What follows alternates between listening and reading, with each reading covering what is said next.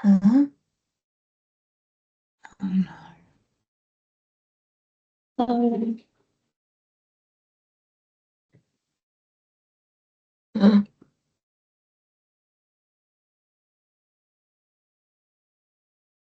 I don't know how to do this. What is it doing?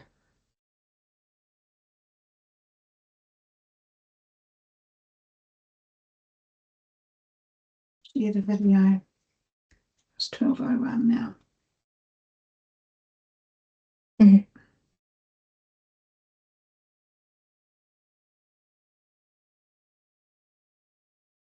Hi there, just checking in if anyone can hear us.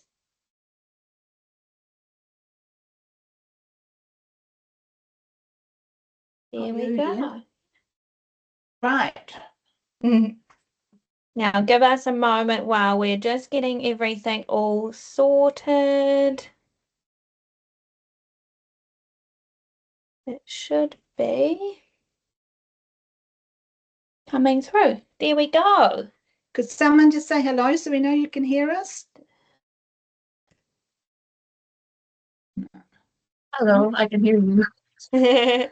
Well, we will get started in about 1 minute. We are just going to give everyone enough time to get on. So yeah, just give it a minute or so and then we can get going.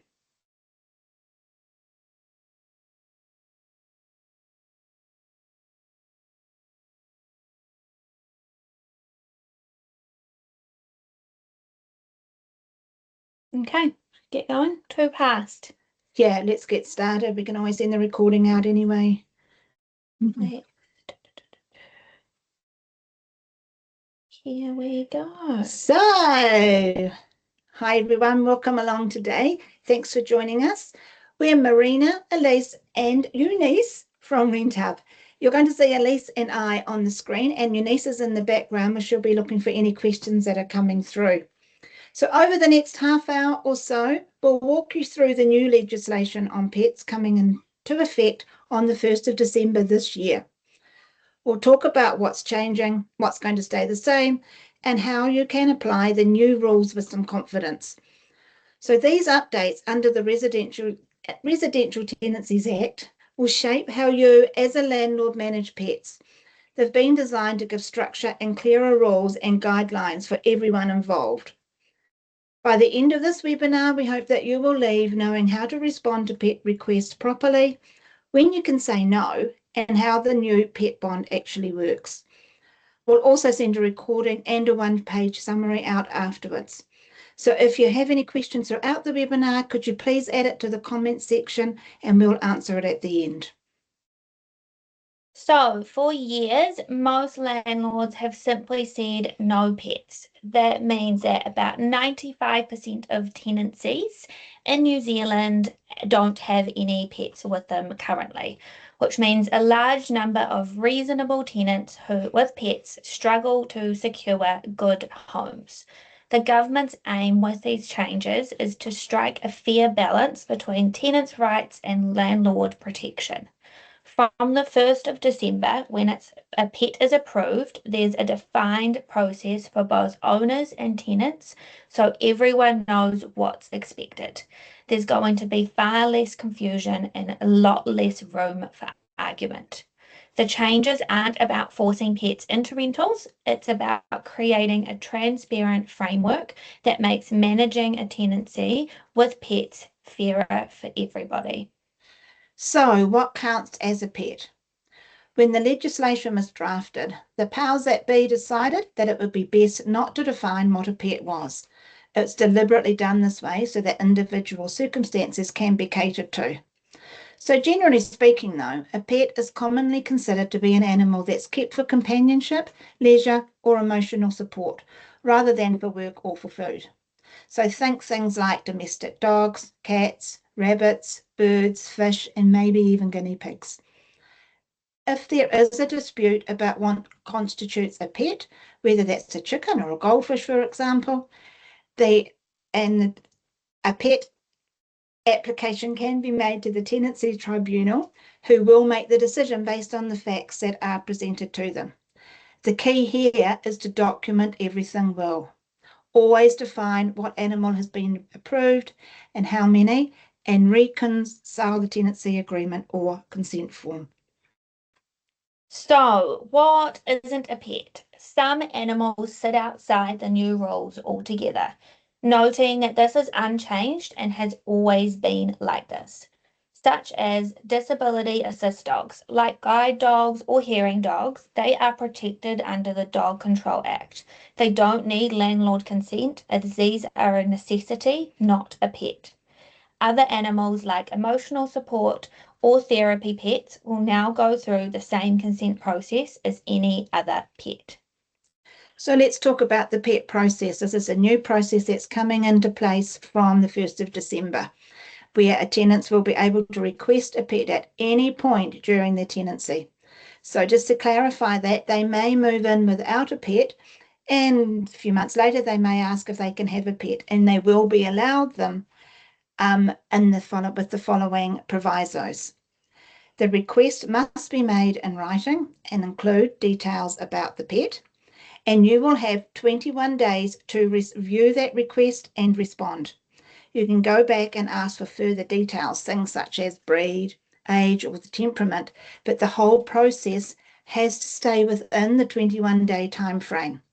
And then you go back and you can either approve or decline, giving very clear reasons if declining, and be sure to document your reason why and have any backing evidence to support your reasons. And always keep that on file so that if ever it is challenged, you've got the evidence to go back to. If the pet's approved, outline any reasonable conditions, such as carpet cleaning, flea, worm, council registration details, etc. And if you decline, the refusal must be specific, justified, and based on clear grounds. Currently, a lot of landlords have a blanket no pets clause in their tenancy agreement, and from 1st of December, this will no longer be valid. We'll cover the reasons you can decline a pet request in a minute. If approved, update the tenancy agreement with those agreed terms and details. So if you're adding in that they must have the carpets cleaned and evidence of flea and worm treatments, and they've said it's a golden retriever male, and this is its registration details, put those in the tenancy agreement. During the tenancy, ensure you complete regular inspections, focusing on everything that you normally would in your routine inspections, but highlighting areas of common damage such as door frames. If you hear feedback from neighbours such as the dog is always barking, make sure everything is documented and saved in one area for easy reference if ever needed. At the end of the tenancy, or when the pet leaves the home, complete a full exit inspection and refund the pet bond if there are no issues remaining. If there are issues, treat it like you would with a normal bond.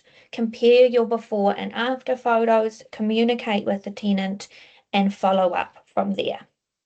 Once both sides follow these steps, there's little left open to dispute.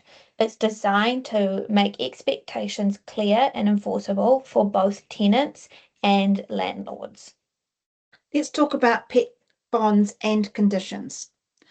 A pet bond for up to 2 weeks' rent can be asked in addition to the standard bond. So currently the standard bond is 4 weeks, so you will now be able to ask for an additional up to 2 weeks bond if the tenant's requested a pet. Remember though that this is a single amount, so regardless of how many pets are approved, it can only be 2 weeks bond, and it must be lodged with tenancy services just like any other bond. An example of this is at a viewing I did just last week. The tenant had 3 dogs and 2 cats. Well, unfortunately, they're probably not going to be accepted, but if they were, the landlord is allowed to ask only 2 weeks bond in total. It won't be 2 weeks for each pet. You can also ask as a condition of granting that a pet is allowed for things such as professional carpet cleaning, keeping pets restrained during inspections, or ensuring outdoor areas are maintained, or any other reasonable conditions. I'll add something into that. Reasonable conditions are exactly what that is. There is no guidelines as of yet as to what a reasonable condition is. It's what us as property managers are really fighting for. But until cases go through the tenancy tribunal and there is decisions made, there is very broad ideas on what a reasonable condition is. So we'll just have to wait and see what time tells with that. If the pet leaves the tenancy before it ends, so that's either the pet's rehomed or the pet's died, the pet bond should be assessed and refunded at that point. It's not intended to stay in place if the pet is no longer living there. Tenancy services are also developing a new system for bonds, so that's going to make it a lot easier now for both submitting a bond and getting a refund. The bonds will share one number, but both landlords and tenants will be able to clearly identify what portion relates to the standard bond and what portions to the pet bond, both when lodging and refunding. This is meant and hopefully will create much better visibility and tracking for everyone, and that's going to help smooth things out. So, what everyone is interested in, when can you say no? There are still legitimate reasons to decline a request. However, they will have to be specific and evidence-based. For an example, the property being unsuitable, body corporate by or council bylaws prohibiting pets, or the pet's breed or behaviour posing a clear risk. If a tenant has previously breached pet terms, that's also valid. However, a general dislike of animals or fear of damage that might come in the future won't be considered a reason to decline. Things such as the home not being fully fenced, but a tenant is willing to, whether that's temporary or a permanent fixture, wants to fence the property so that they can have a dog, that then removes that reason because is now a suitable property. So it's being very clear, having very open and honest conversations between landlords and tenants, and getting into the nitty-gritty of why they're wanting a pet and things like that would really help when making those decisions. Okay. Pet-related damage. So from the 1st of December, tenants will be fully liable for pet-related damage that goes beyond fair wear and tear. And we always know fair wear and tear is always very subjective. This covers both direct and indirect damage. So things like scratched doors, torn carpet, or even a leaking aquarium that's damaged the flooring. It's really important, though, to note the timing here. If the damage was identified before the 1st of December, even if the pet's been in the property for a while, the new rules apply. After December, If damage is identified after the 1st of December, even if the pet's been in the property for a while, the new rules apply. However, if the damage was already present and recorded before 1st of December, then the old rules will still stand. So we highly recommend that if you currently own a property that allows pets, that you go and complete an inspection prior to 1st of December so you can clearly identify if there is any pet damage. Remember, record it and also take photos. This is going to avoid any disputes where a tenant says the damage was done prior to the new pet laws coming in. And that's why detailed inspection records are now even more so important. They'll form the baseline once these rules come into effect. For landlords, this shift aims to offer clearer protection and accountability. So with good documentation and communication, it will make managing pet-related issues a lot more straightforward. Now, existing pets. So some or maybe even all of the tenancies that you have, they may already have a pet in place. If they do have a pet that has been approved before the 1st of December, that approval continues as normal. No new consent or changes are required. The pet bond rules, as Marina said before, do not apply to existing pets. You can't add a pet bond partway through a current tenancy or apply it retrospectively. The process only applies to new pets or new tenancies starting from the 1st of December.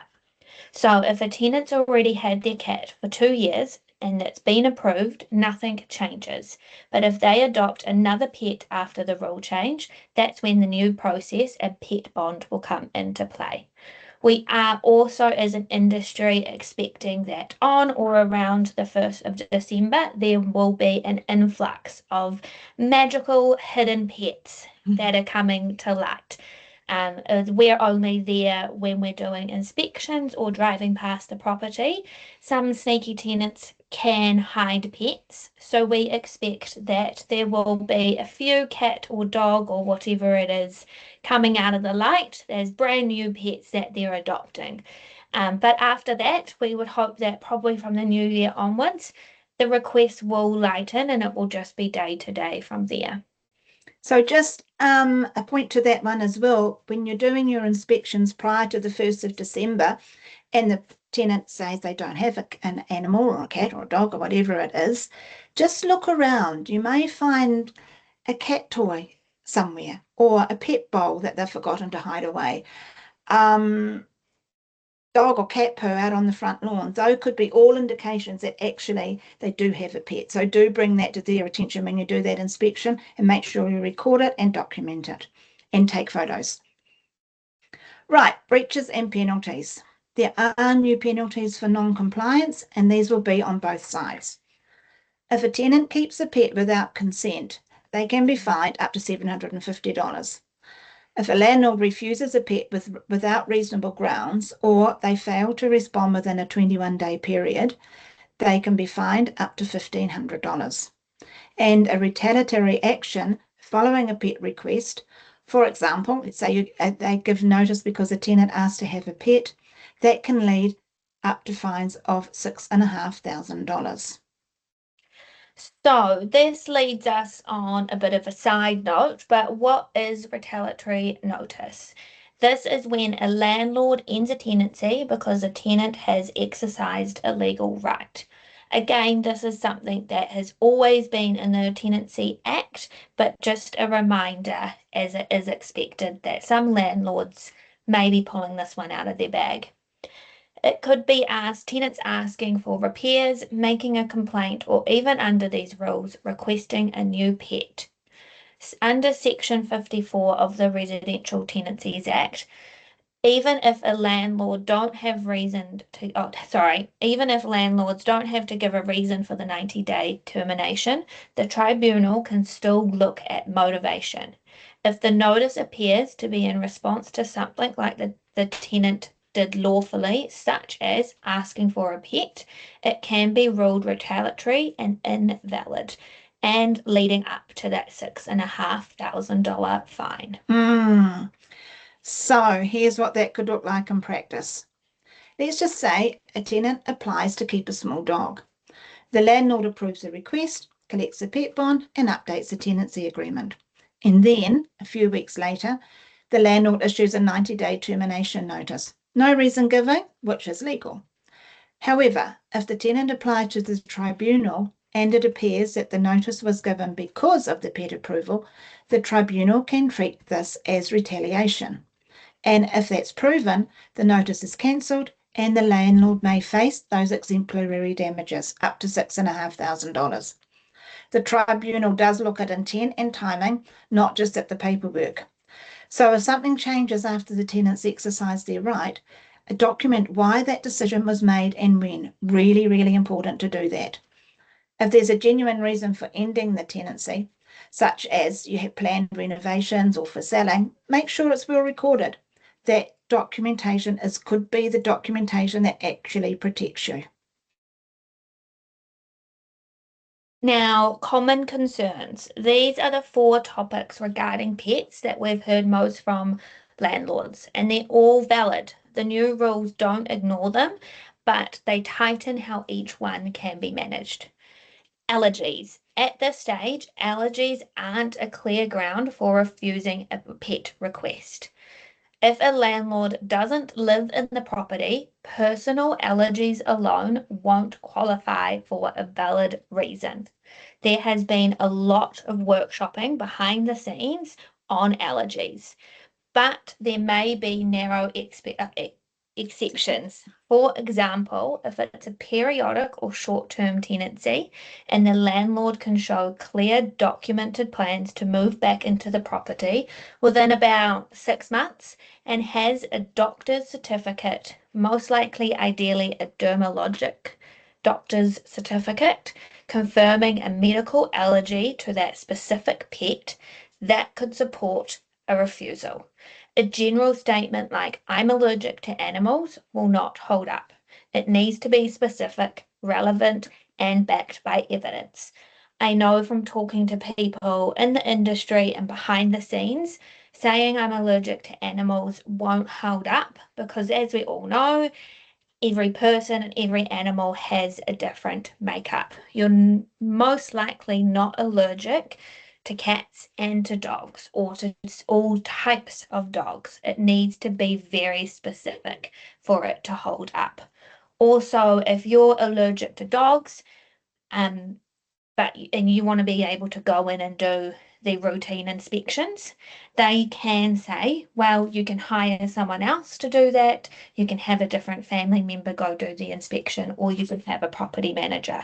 So that also isn't enough of a reason at this stage. And also, just to reiterate here, it's not Elise and I that have made up these rules. These have come from government, and unfortunately, we are not able to say no to, we will have to sometimes say no to your requests, knowing actually what's going to be happening in the background if we try to do it differently. So the next concern is noise. The noise from pets will be treated as the same as any other noise from people, guests, or music. The test is the same. It has to be unreasonable and ongoing to be a breach.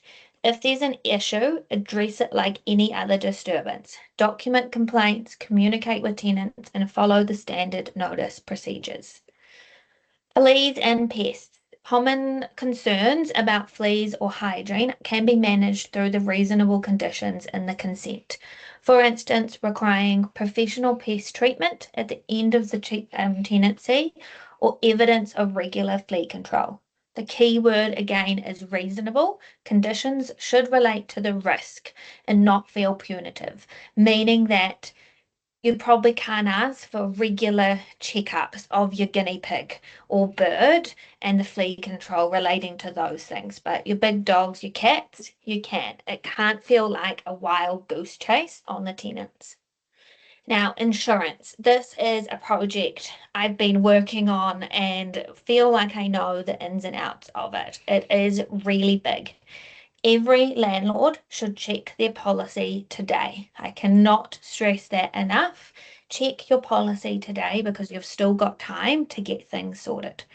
Some insurers are already updating their wording to reflect pet bonds and liability for pet damage.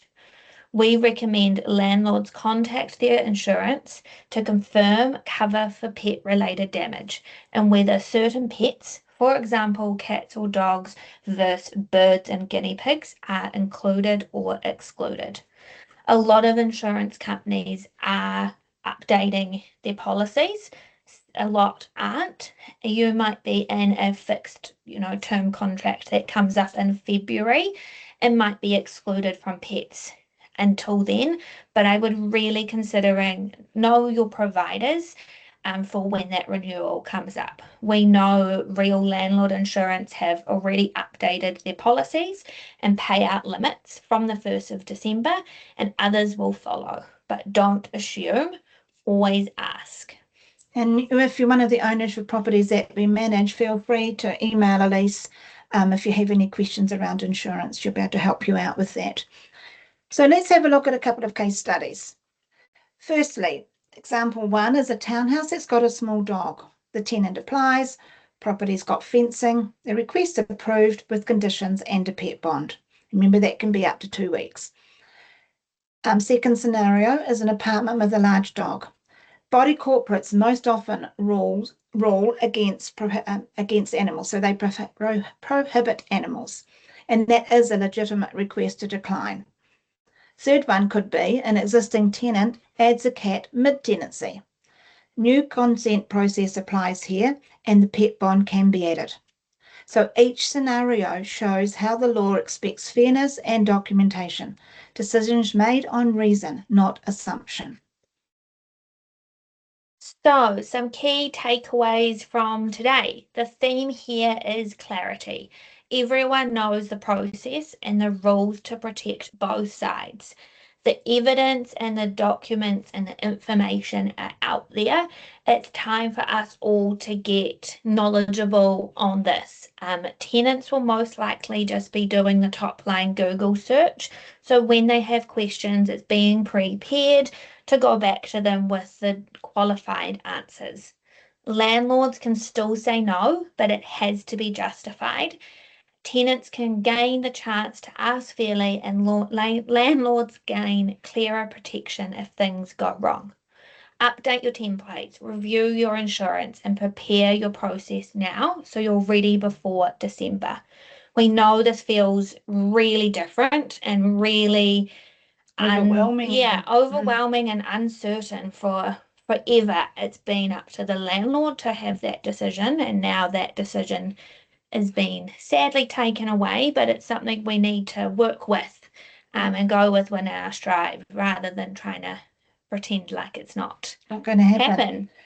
Yes, so that's our overview of the new pet rules. If you have any questions or specific examples you'd like to discuss, now's the time to do that. If you don't have time now, feel free to email them through to us. So if anybody has any questions, please let us know now. Loading, loading, loading. Let's turn this back on. No. So, like always, we're here in our emails. We are always here if you need us. It's a lot to document and a lot to process in the next coming weeks. As I said, there's probably going to be an influx of pet requests coming through over that December, January time. And then from there, I assume it will be, hopefully, touch all the wood, like it is with day to day already when tenants are asking. We've found as a past with Renthub, and Marina would probably agree. Yes, there is the outliers that aren't great with pets, but overall, people with pets love them. They're really not wanting to move because it is harder with pets. They're respectful. They know that your routine inspections are going to be more detailed, that they have to be on top of it more.